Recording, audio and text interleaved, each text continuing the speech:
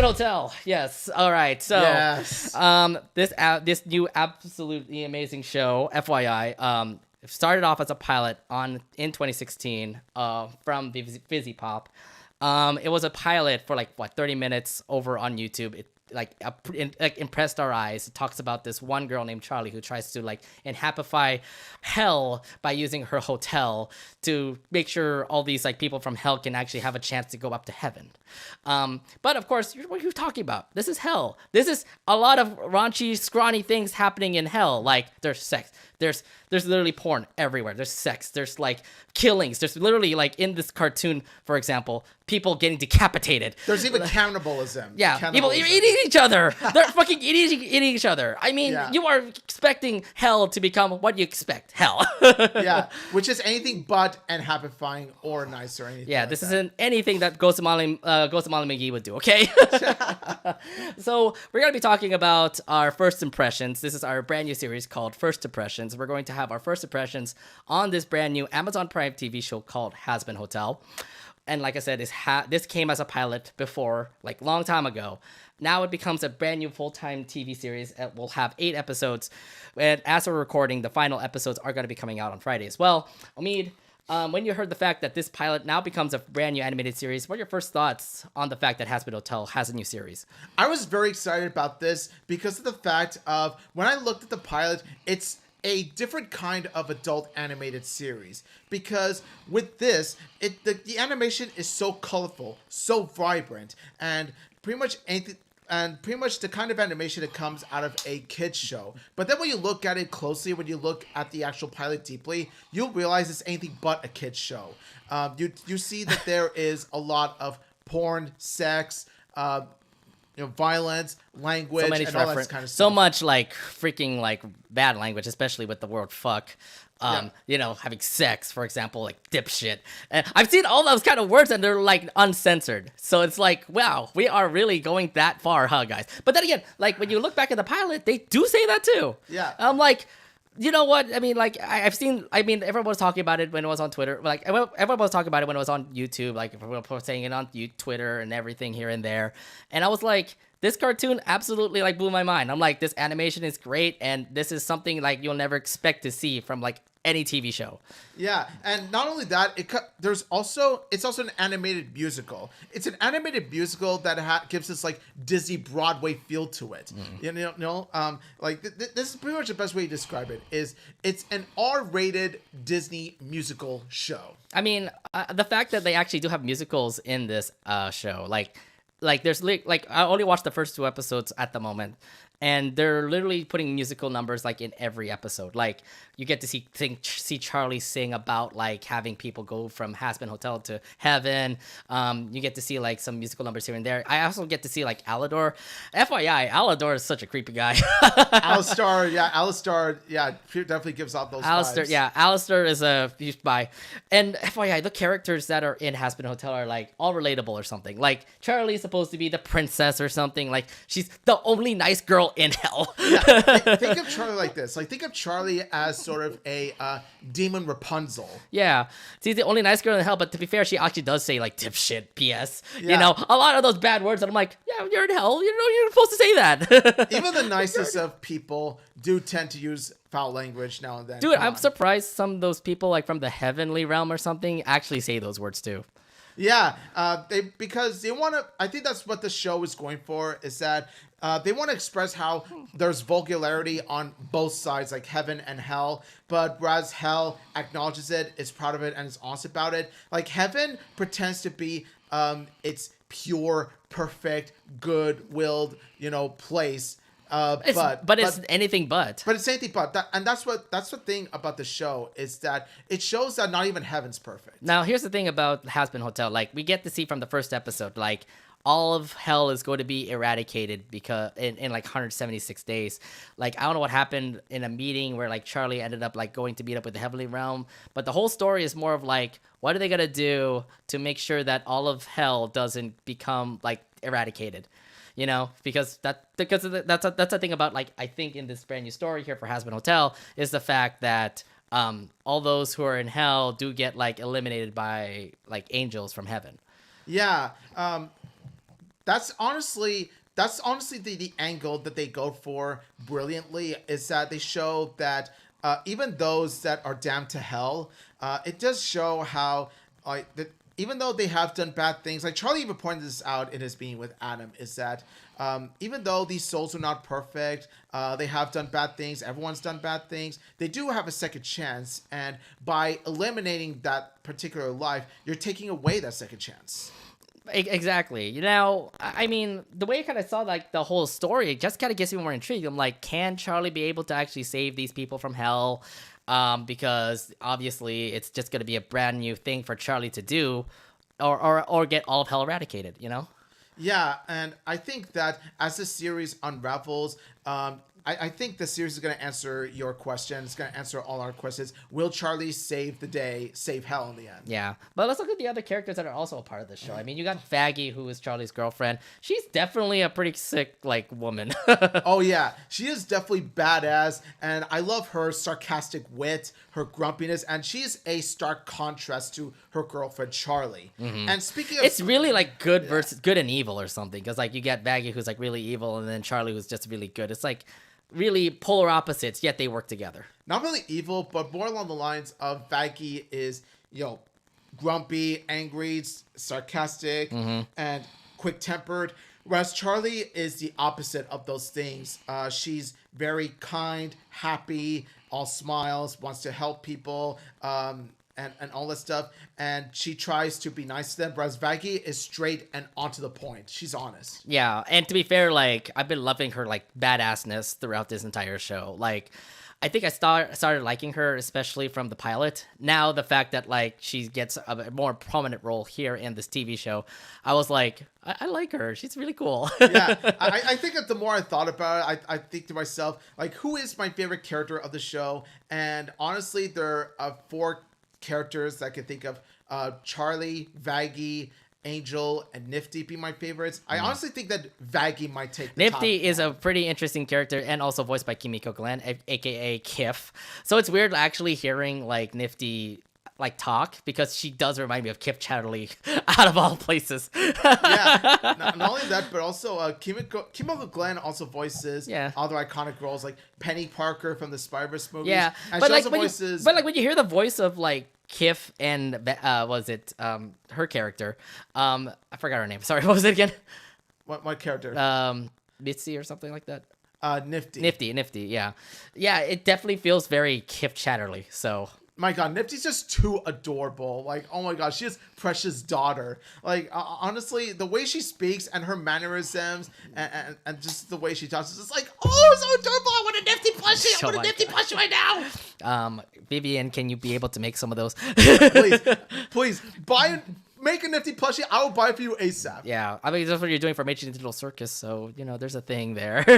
Speaking of which, I need to get a Pomni plushie also. Yeah, I mean, Glitch Studios is currently working on it. Let's talk about the other characters. I mean, Angel Dust, he has a weird past, because, like, when you first see the first couple episodes, he lives in the Hazbin Hotel with Charlie, but he does have, like, a very bad reputation with other people in hell. Yeah, because he is a porn star, and he tends to be vulgar and all that stuff, but... later on, you do see his more. More sympathetic side. I do love the fact that he is kind of a slut.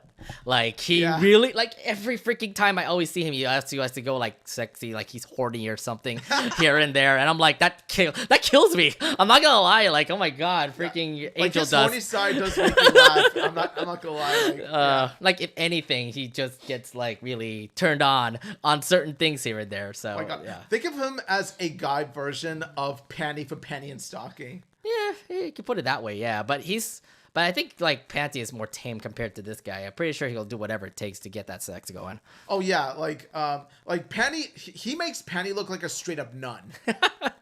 Sure, I guess we can put it that way. And then of course we got to talk about Alistair. Alistair is like. Okay, well, you saw the pilot. You already know he's kind of suspicious, like when he came in literally in the second half of that pilot, And he just comes in saying, like, I'll make a deal when it comes to the Hazbin Hotel. And then when you see him in the first episode of the Hazbin Hotel, you already know that he's starting to actually start acting weird, Oh yeah, you can tell by everything about this character when you look at him, and then when you hear him through this radio muffed voice, you think to yourself, "Yeah, he's definitely sus." He's quite sus, and then even like when I watched the second episode, oh my god, what kind of past did he have? Because apparently TV versus radio is a thing in hell. Yeah, which just makes sense when you consider the fact of how radio was a popular form of media at one point before television took over. Yeah, so obviously when him like facing off with like that one TV villain comes up, oh my god, the rivalry between both of them are quite interesting. Yeah, the rivalry between Alistar and Vox was very interesting to watch. Right. So if anything, I mean, I have to watch out for Alistar. He looks like a really intriguing villain. Yeah, he looks like he's definitely one of the more interesting characters of the show for sure. Yeah. Now we don't ever get to see Nifty or the bartender in Hazbin Hotel. Husk. His name is Husk. Okay. Yeah. Yeah. So we never get to see those two, but they are voiced by really well-known people. Apparently Keith David, aka King Andreas, and also was it the doctor from Dr. Felicia from Princess and the Princess Frog. and the Frog, and even the president from Rick and Morty. He's in this show, and same with Kimiko Glenn, like we mentioned before, as Nifty. How do you like the fact that these celebrities are a part of this show? I do like the fact of how out of the main voice actors, there are two that are well known, and the rest are rookie actors. Like they're new coming voice actors. I think it was interesting to watch them work with some veterans because of the fact of how you want to mix the new with the veteran. And I think that when you combine all these actors together, they pull off some really damn good chemistry.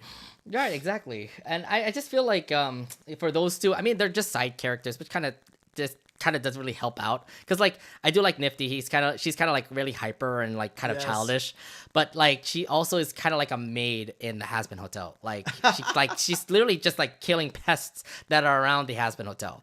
And then Husk is just a really literal bartender in the Hazbin Hotel, just giving drinks out to people. So there's not really much quote big importance when it comes to them. But then again, I'm only 2 episodes in. Are there actually going to be something huge for those two? I will say that, like, as someone who has been caught up in Hazbin Hotel, the two are going to have more appearances, but I feel like, I'm just going to say this right now. One of them is going to have more importance to his character, especially when you see more of his relationship, like his friendship with another character. Right. We already know who it is now. Thanks. I'm just going to leave it at that. Yeah. I don't want to spoil anything. No, we already know who it is now. Thanks. So anyways, how about secondary characters in the show? Because we do end up getting more people in Hazbin Hotel. As for the secondary characters, I feel they do fit the role well in the story. One of the prime examples being Adam. Now, Adam, I feel like they really do nail to a T.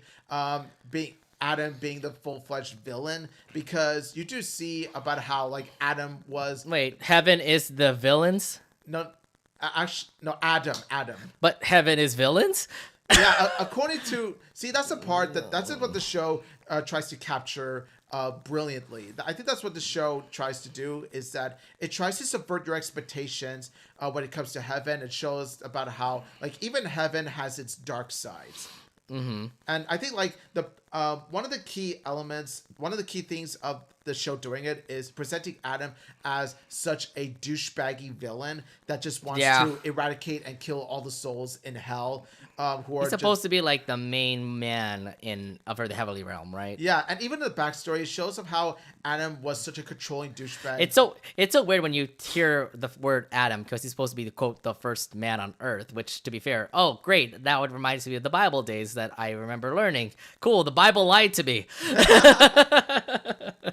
Yeah, it turns out Adam was really a jerk. Like Adam's a douche, and then you see it first and foremost in the Hazbin Hotel series about how, like, in order for heaven to be pure, he wants to kill all the souls in hell. And I'm thinking to myself, wow, they really made Adam such a jerk villain, and I love the show for it. Well, I mean, like, he's a jerk. It's weird because, like, he's supposed to be a heavenly, like, person, right? It's supposed to be nice and stuff, but you get to hear him talk of, like was it talk foul, literally saying like he literally said bitch to Charlie, which I was like, yeah he's kind of like a douchebag. Yeah, and that's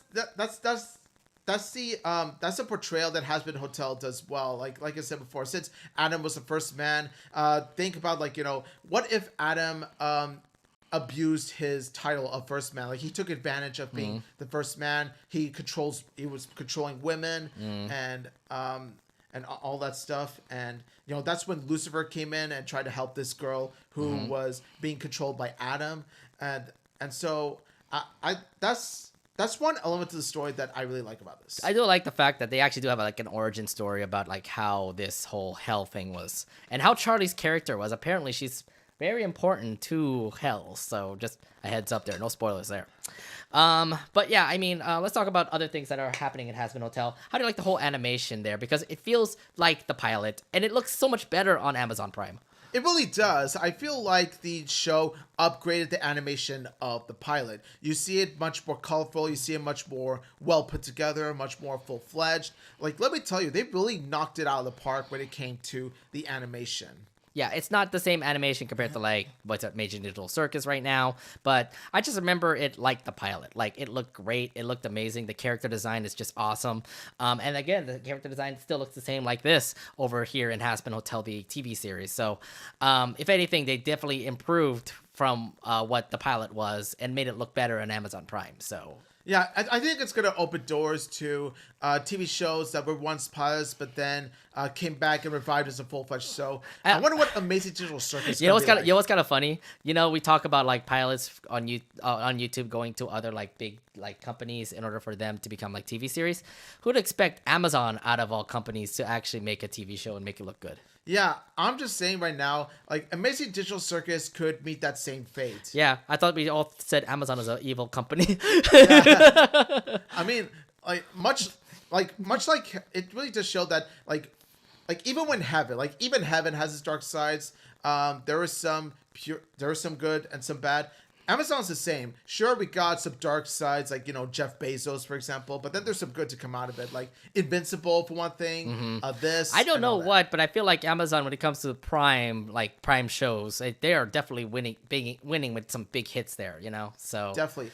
The Boys being another example of this. Yeah, I mean, I'm saying, like, Prime undoubtedly is doing really good when it comes to their shows. Yes. One more thing I also want to bring up is also the musical numbers that are in this show.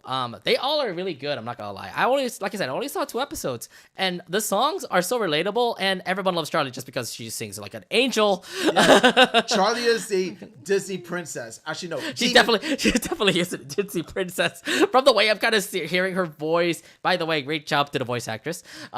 She's still, oh my god, she just feels like a Disney princess. She feels like a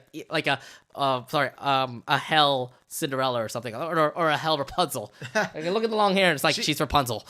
She's hell Rapunzel. And another thing too is that the relationship between Charlie and Vaggie gives me huge Rapunzel Rapunzel Cassandra vibes. Rapunzel Cassandra are not girlfriends per se, but Rapunzel Cassandra are BFFs, and it's that dual pattern. You know the dual pattern of how you have the upright, bright, cheery, optimistic, happy girl, and then you got the sarcastic, dry, cynical, quick-tempered girl. Think of it that way. Yeah, I could say it that way, but I just remember, like, don't say Rapunzel in that one. I haven't seen the Rapunzel's Great Adventure yet, so I don't know that show. Remember that Rapunzel ended with Flynn Rider, okay? As far as you're concerned, but as far as I'm concerned, I've seen Rapunzel's Tangled Adventure. By the way, really great series. You'll pretty much see how it ends after season 3 of that series. Yeah, I do love like how Alistair like is such a great sort of villain to say, because it just feels like he's anti-hero villain, like God, again, suspicious, because like he has a past. He apparently like has a grudge with this one TV guy, and oh my God, like it's just insane. Yeah, I like to see more of Alistair because he is an intriguing character when you look and hear him. You do think to yourself, there's got to be more to him that meets the eye. Right. So if anything, I do love like the musical numbers, the animation, the whole show at the moment.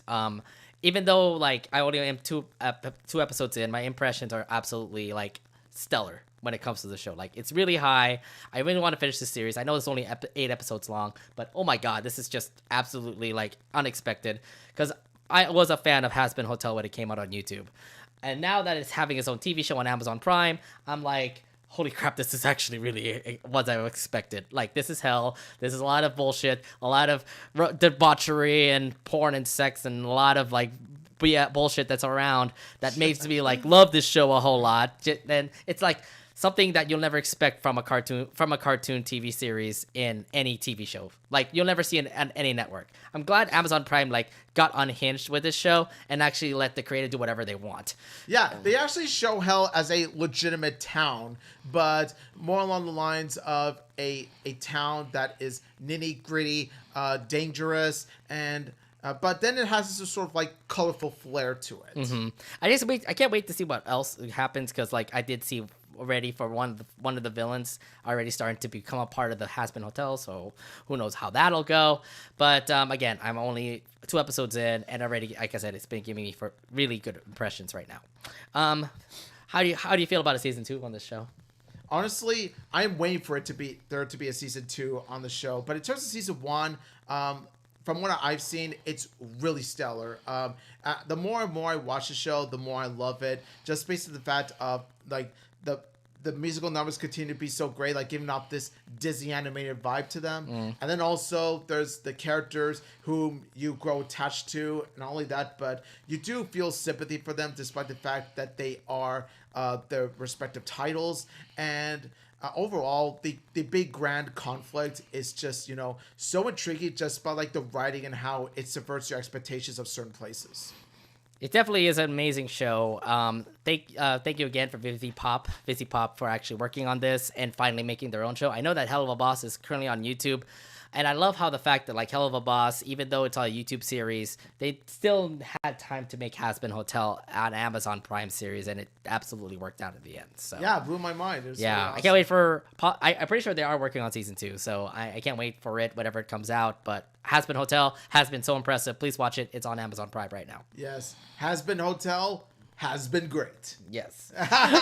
There you put it. Oh, side note: have you have a person to cosplay from this show?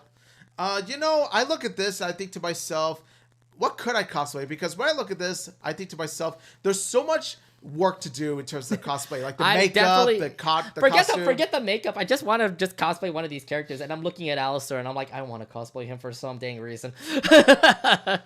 I mean, it's like red eyes and like the freaking ears and like the suit. The suit you can get done. I mean, the closest I could get to cosplaying is Husk. Maybe you can. Yeah, it's pretty easy to do. I just have to have the fur or a gender bent Vaggie would be pretty sick too. I'm more shooting for a gender bent Charlie. Charlie, okay, that could work out too.